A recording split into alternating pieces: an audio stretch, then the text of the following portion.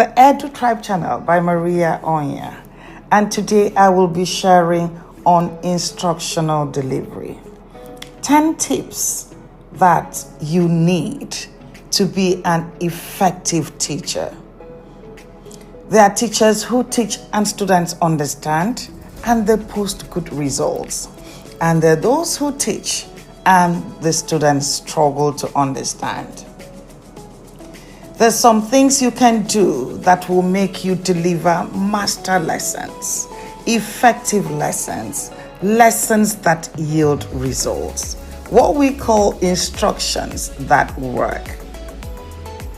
I know this is very rare in Nigeria because the teachers are not properly trained, and most people who teach did not actually study education. So it is my joy to share these tips with you, especially if you have not learned them before now. Let's go. 10 tips for effective instructional delivery. 10 tips that will make your lessons stand out and your students give you great results. 10 tips for instructions that work. Number 1, the learning objectives, which is the beginning of everything. That's your destination. That's your goal. You must not start teaching without your learning objectives. If you don't know what they are, then these are specific, measurable outcomes. What your students should know and be able to do at the end of the lesson. In fact, after the date, the topic, the next thing should be your learning objectives. You have to write it down and even share it with your students. It must be well spelled out, the expectations. So you have to say, at the end of this lesson, the child will know and be able to do the following. And then you have to break it down. So if the child is supposed to be able to define, you will write be able to define a noun. If the child is supposed to use it in sentences, the child should be able to use nouns in sentences. If the child should identify, you say the child should be able to identify. So your lesson objectives must state what they should know and what they should be able to do. If they're supposed to summarize, write it there. If they're supposed to analyze, write it there. If they're supposed to differentiate, write it there. If they're supposed to label, write it there. At the end of this lesson, these students should be able to draw and label, right? So objectives are very important. It guides the teacher and it guides the students. It helps you not waste time discussing things that are unnecessary, especially when you have very limited time to present that instruction. If your objectives are correct, that is exactly what that child should see in the exam hall. That is what should be on your question papers. So never start a lesson without stating clearly the objectives for that lesson. Number 2, your lesson plan. Your lesson plan should be well planned to capture the objectives. It should use multiple methods to deliver instruction. So you don't just stand and talk. You talk, you show, they act, they drill, whatever. Just be engaging. It should be engaging.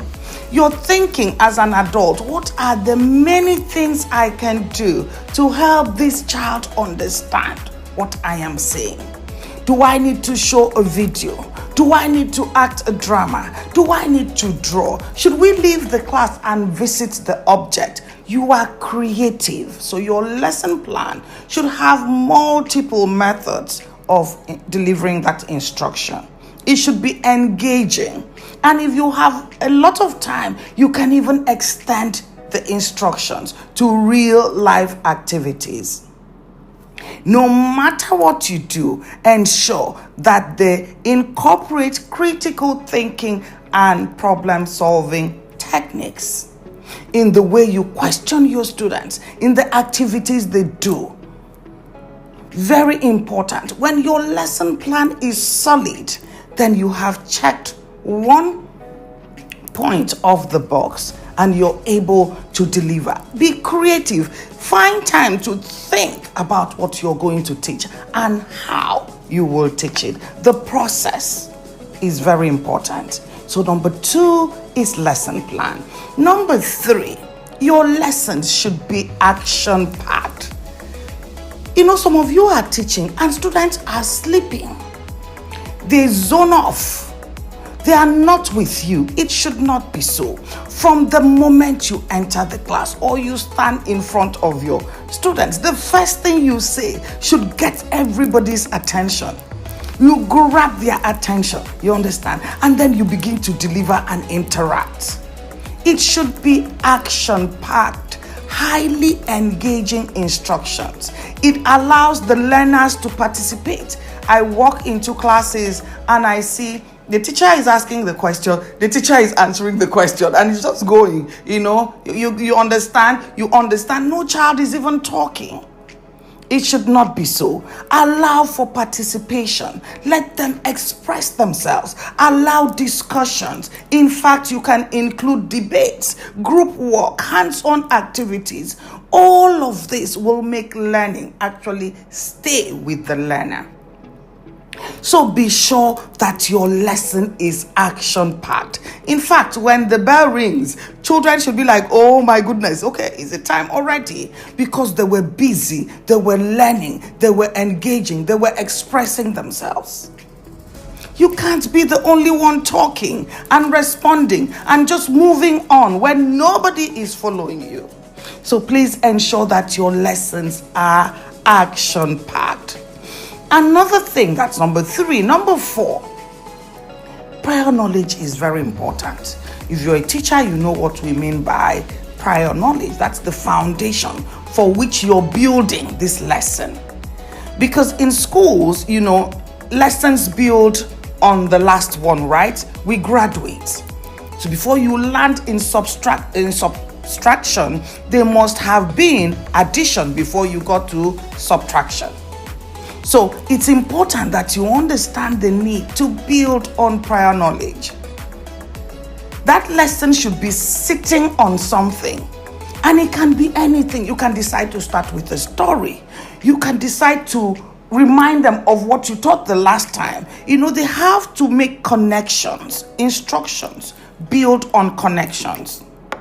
So before you settle into the new lesson, there should be something that will help them relate to what you're about to do.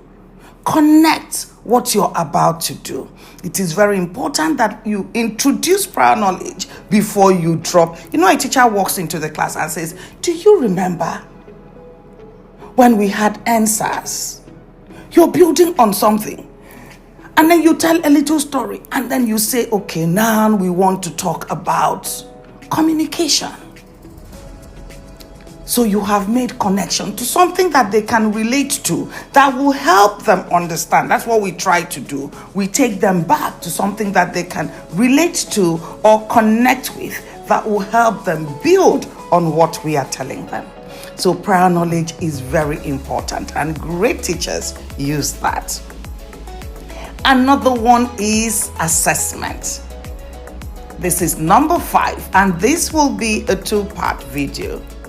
Assessment, formative assessment. Constantly check on learners to see if they are with you. Teachers just drive and rush and run, and the students are lost. A master teacher will drop one information and check to see that people are with him or her, right? So you have to constantly check. You use prompts, you ask questions, you use assignments, you use drill, quizzes, debates, discussions, projects, reflections to check for feedback. So as you're teaching, you're applying these things from time to time as necessary and possible to check that the students are with you, that they're learning. Remember, we have formative assessment and then we have the summative assessment. That's the last one. Before you get to that last one, a lot of assessments should be happening so that the last one will give you the results that you expect. Again, Maria Raphael Onya. Remember, I have listed 5 tips that you should use to deliver instruction like a pro. Your lesson objectives, your lesson plan. It should be action-packed. You should build on prior knowledge, and formative assessment should be ongoing as you deliver instruction. Now, watch the next video for the last 5. Okay, God bless you. Remember to like and to share and stay on this channel because we're going to make you a pro for free. God bless you. Bye-bye.